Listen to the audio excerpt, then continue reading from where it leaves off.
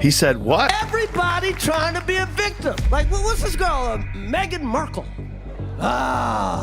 Seemed like a nice lady, just complaining. I was like, didn't she hit the light skin lottery and still going on complaining, acting all dumb like she don't know nothing? Oh my gosh, I worked so hard and going on Oprah, I didn't know. I had no idea how racist they were. It's the royal family. You didn't Google these motherfuckers? Trying to be a victim. But seriously, it's gotta sell the mommy lifestyle. And it's gotta be all about me. But not seem like it's all about me. In California, we're just a regular couple living close to Oprah and far from the paparazzi. woo. But not too far. Lot going on to the news. My God, it's so crazy out there. What's going on with Meghan Markle? Chris Rock didn't just roast Meghan Markle, he deep-fried her. The internet went wild. People were like, finally, somebody said it. Twitter had memes of Chris holding Meghan's Spotify contract like it was a burnt offering. Honestly, Meghan's brand took more hits that night than Will Smith at the Oscars. Lot going on to the news. My God, it's so crazy out there. What's going on with Meghan Markle? She thinks that everybody is just stupid. Like we can't see that she is manipulating his dumb husband. I really feel sorry for the family. Maybe everybody's fixated on how good looking this guy. But before we get there, let's talk about the moment their picture-perfect royal story started to crumble. On stage for his Netflix special, Chris went after the racism claims Meghan has been milking for years. They're so racist, they're so racist. Some of that he went through was not racism. It was just some in-law. Sometimes it's just some in-law. Cause she's complaining, I'm like, what the she talking about? Then he went straight for the most laugh-out-loud part of their fairy tale, Meghan's claim on Oprah that she had no idea about the royals. Chris Rock looked at that like it was the setup to the easiest joke of his life, treating it with the kind of disbelief you save for someone who says they've never heard of Google. Going on Oprah, I didn't know. I had no idea how racist they were. It's the royal family. You didn't Google these motherfuckers? What the fuck is she talking about? She didn't know. The crowd went wild, but Rock wasn't just telling a quick joke. He was setting a trap. He pretended to agree with Meghan's "I didn't know" story, smiling like he believed her. Then, at the perfect moment, he hit her with a punchline so sharp it tore her claim apart and made everyone burst out laughing.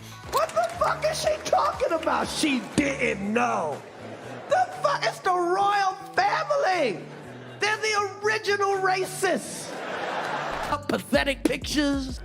This is me eating sushi. Like me. This is me 25 years ago when I was hot. Like me. Oh, it's fucking sad. The thing about Meghan's public image, it was built on a single, fragile idea that she was blindsided by the weight of royal life, that she was the innocent Hollywood actress, wandering into a palace like a fairy tale princess, only to discover a cold, cruel world. It's a nice story, until someone calls it what it is, pure fiction. Hey, it's the husband formerly known as Prince. Any luck getting a job? Oh, they had me driving for Uber Eats, but there were too many damn rules. Don't touch the food, don't taste the food, drive on the road. I'm sorry, Rowdy Reddy. Chris Rock didn't tiptoe around it. He didn't question her narrative. He set it on fire. He compared her ignorance of the royal family to a basketball player claiming they'd never heard of the NBA. And the crowd lost it. It was sharp, it was simple, and it was impossible to argue with. In that moment, the illusion cracked. Because let's be honest, Meghan didn't just stumble into royalty. She researched it. She dated a prince for years. She walked into that palace with her eyes wide open and a camera-ready smile. That she was hunting for a man in England.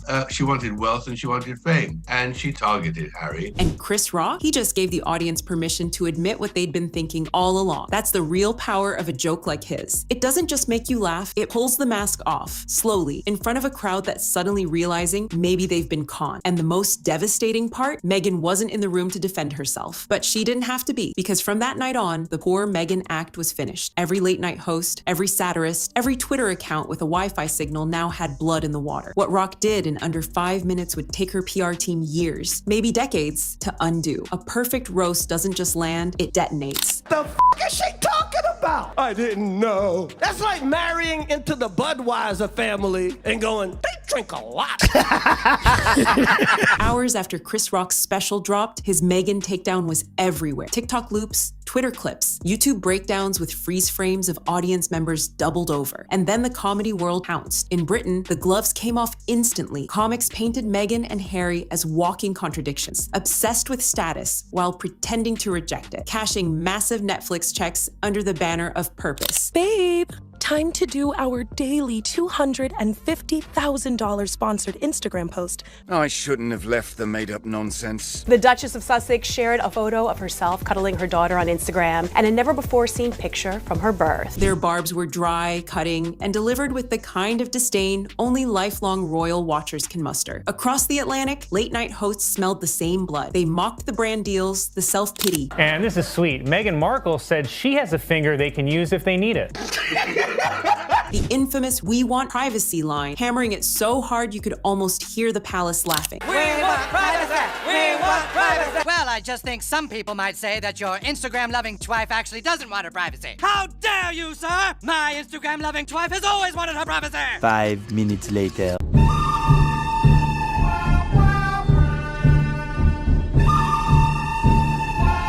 Who's filming this? January, Meghan released the first season of With Love, Meghan, where I think she was trying to be like the new Martha Stewart, the new Goop, Gwyneth Paltrow, whatever it is. And as we all know, it did not go very well. How did you season this so perfectly? Well, I have a family, a husband, who no matter what meal is put in front of him, before he tastes it, puts salt on. So I try to undersalt. I love knowing that your husband likes it salty. I can't take it anymore. Get out, get out, get out. Uncle, make it end. Make it end. No, they're so racist. They wanted to know how brown the baby was gonna be. They're so racist. They wanted to know how brown the baby's gonna be. I'm like, that's not racist. Because even black people wanna know. The takedown was brutal, and the message was clear. Rock wasn't holding back. And that was just one hit in a comedy beatdown coming at them from all sides. Soon, it felt like every comedian alive wanted a shot, each joke hitting harder than the last. The American comics had their own style, but stand-up made it even more savage. People like Andrew Schultz skipped the nice talk and went straight for the throat, saying what many Americans were already thinking. I mean this sincerely, Prince Harry and Meghan, we don't give a America don't give a about you. We don't care about the royal family. We never cared about nothing that had to do with y'all. 1775 was the last time we gave. While Andrew Schultz brushed them off completely, comics like Nikki Glaser took another route, painting a far less glamorous what-if version of Meghan. In her take, Meghan wanted fame so badly she married Harry only to find out royal life wasn't the shiny dream she pictured. She wants to be famous. She found the guy to make her the most famous in the world, and now she's over there and she's like, oh, this isn't what I thought. What's the point of being famous? And that's not all. Glaser pushed it further, imagining the unfiltered, unroyal life Meghan might be living if she'd never married a prince. If she didn't marry him, she would be on The Bachelor this season, fighting for Prince. She would be Megan M. from Sherman Oaks barista. She just got lucky. She got so lucky. And the roasting didn't stop with stand-up. It spilled into other kinds of satire too, like the animated series The Prince, which went all in on mocking their supposed greed and post-royal money chase. Chris Rock's roast was brutal, but trust me, the cartoon world has been even nastier. Animated shows and parodies have been dragging Harry and Meghan through the mud with zero filter, and it's hilarious. I think it's important we do this ourselves, Harry, and not live off your family. I agree. We'll just have to find a way to make £50 billion on our own. The show didn't just poke fun at their bank account, it went straight for Meghan's image. It painted her as shamelessly hungry for the spotlight, desperate to grab any crumb of attention she could get. Kiddo, listen to this. Meghan Markle to join the 11th season of The Real Housewives of Beverly Hills. Ugh, so thirsty for any kind of attention. I would die before I would be on her reality show. And if the prince went hard, Spitting Image took it to another level, showing Harry stuck in endless, overblown interviews where every answer felt like royal therapy hour. The rest? Just pure headline-chasing nonsense. I'm here to tell my truth and make a shit ton of money out of podcasting, as I don't have any discernible talent. The British puppet show also painted Harry as lazy and completely out of touch, like a man who traded real purpose for endless whining and cushy interviews. Harry, you're such a moderate achiever. How do you stay at the top of the middle of your game? Well, Pads, an early start's important, so my butler Perkins gets up at 5 a.m. and does a 10K for me. The show claimed Harry is still hooked on the royal status he says he walked away from. Then when he gets in, he wakes me up and Googles to see if I'm still 5th in line to the throne. 5th in line? Yeah, Kate and Will's have any more kids, I'll move down another fucking notch. They tore into their huge Netflix deal, painting it as nothing more than cashing in on the royal drama. What about television? Do you have a Netflix account? Yeah, it's got about $9 million in it. Mamalado! The show kept hammering Harry's hypocrisy, claiming he's cut ties with the royal family while still cashing in on the very connection he pretends to walk away from. Thank you. And the way you've cut the American government down to size, I'm trying to do the same with my family. And it's not only satire cartoons and animation, creators are going after Meghan too, especially over her new cooking show. One clip in particular has gone viral, where she awkwardly corrected Mindy Kaling for using her maiden name. It's so funny, too, that you keep saying Meghan Markle. You know I'm Sussex now. That moment turned into pure comedy gold, and now creators are replaying it, remixing it, and roasting it like it's their favorite recipe. My name is Megan Sussex now.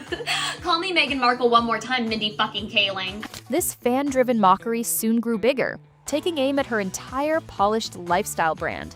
Creators started dropping parodies that nailed the main criticism of her cooking show, that it was all style, no real substance, and full of overhyped turning nothing into something moments. The roasting was so spot on, it was brutally hilarious. How I prepare water for my guests. Some water that I got from the spring in my backyard. Whatever you do, don't use tap water. I'm just gonna sneak a taste. You flower petal. H is always calling water water, and there you have it. From there, creators didn't hold back. They went after the absurd parts of her past too. Whether it was cutting ties with her father or spinning dramatic tales about leaving the country, nothing was off limits. The way they mocked it turned her serious backstory into straight-up comedy. Any type of flower arranging is just telling a story. What story do you want to tell? Maybe leave the country. Maybe disown your dad. Harry and Meghan have been roast material for years. You could hand their life story to any comedian, and they'd have a week's worth of jokes ready. Comedian giants like American late-night shows have been milking this for years, turning their drama into prime comedy fuel. Saturday Night Live, for example, ran a recurring sketch with the two princes that always kicked off by spotlighting their hilariously awkward relationship. It's like two guys stuck in the same room, but one keeps reminding everyone he's the spare. Michael, we'd like to apologise. Unfortunately, William's hair was unable to make it this evening. It's devastating. Oh, bravo! Hilarious. Yes, a bald joke. But William didn't just take it quietly.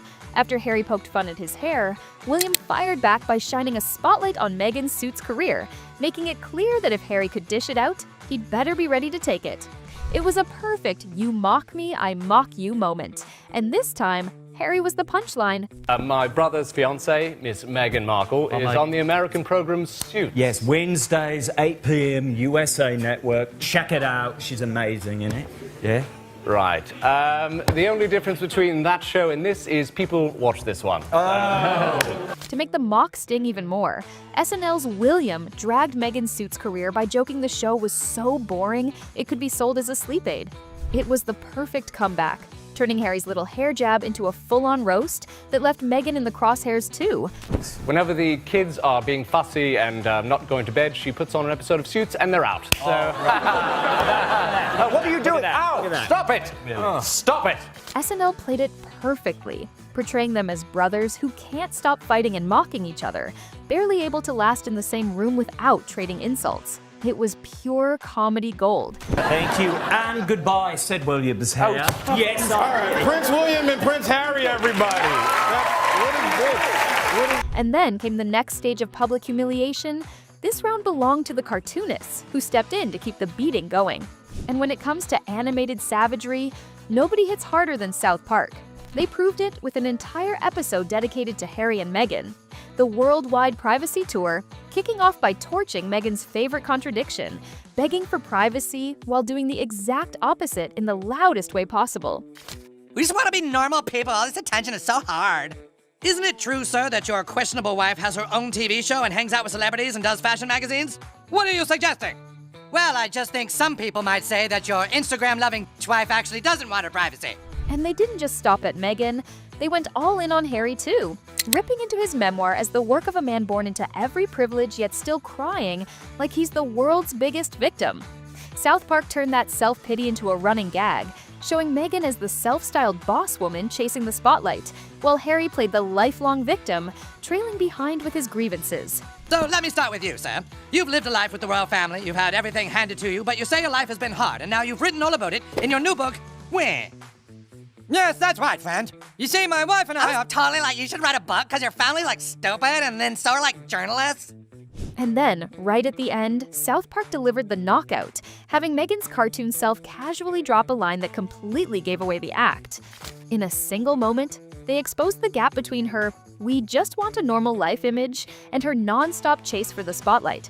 It was hypocrisy served with South Park's signature punch. It's so quiet and empty here. If we moved her, then people would think we're really serious about wanting to be normal.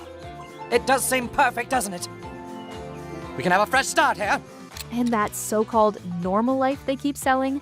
Family Guy tore it apart next. It's as if the animated world is running its own royal reality watch, with South Park and Family Guy tag-teaming every contradiction Harry and Meghan serve up, turning their public image into a never-ending punchline. Sir, your millions from Netflix for no one knows what. Put it with the rest of them. Babe, time to do our daily $250,000 sponsored Instagram post for Del Taco. It almost felt more real than reality itself when Family Guy slipped in Harry's own truths. The episode turned his words into a punchline, making it seem like even in cartoon form, he can't escape spilling just enough to remind everyone why the mockery never stops. I shouldn't have left the made-up nonsense.